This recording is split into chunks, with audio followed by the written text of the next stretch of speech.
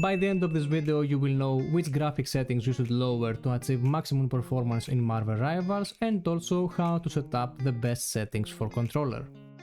For those of you who have a decent computer and trying to achieve maximum performance without FPS drops, the heaviest settings that you should lower are the global illumination, which will give you better lighting but in huge performance cost, so I recommend to use the lowest value.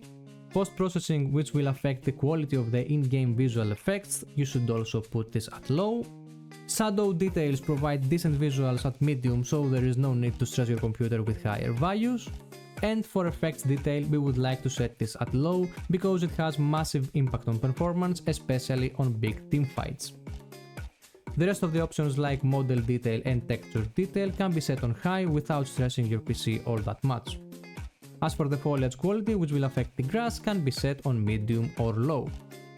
If you're having good enough GPU to support super resolution types like DLSS or FSR, you should use it without question. It will boost your game's performance drastically. That said, setting the resolution mode to performance means that we prefer to have higher FPS and lower image quality, and quality means keep the image good looking at cost of FPS. Sharpening value should be around 70 or 80, and finally the option that will give you the most FPS is the frame generation. The tricky part about this option is that it will also give you input lag. This happens because this technology will generate fake frames and the real frames will delay to appear on your screen. If you are having very low FPS, you should definitely use it, it will boost your game's performance massively, but if your FPS is fine without it, you should keep it off.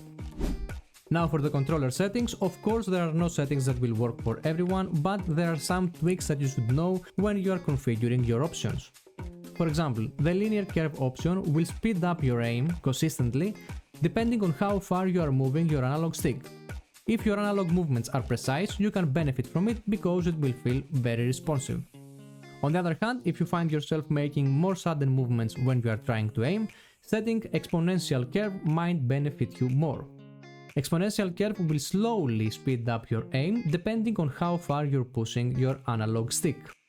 To further understand it, in this diagram, the vertical line will represent the aim speed, and the horizontal line will represent the dead zone on your analog stick. Other than that, the minimum input dead zone determines how far you need to push your analog to start working. Of course, for the best control over your aim, you should have this on 0, but it might lead to your aim moving on its own if your controller's analog stick is not in good condition. The maximum input dead zone should always be at 1, and the max dead zone sensitivity boost will speed up your aim when you are pushing your analog stick at its maximum range. This can help you turn around faster, but if you are not precise with your movements, you might prefer to keep it at 0. The horizontal max dead zone response time should always be at 30. Finally, let's have a look on Marvel Rivals Aim Assist. In short, what Aim Assist does in this game is to slow down your aim as you are getting closer to your target. For example, here I use a steady motion on my analog stick, and when I reach my target's window size, it starts slowing down. Now, since it is not tracking the enemy and all it does is basically just messing around with your aim speed right before you pinpoint your target, the best way to make this work is to set it up in a way so that the brakes will kick in right before you pinpoint your target.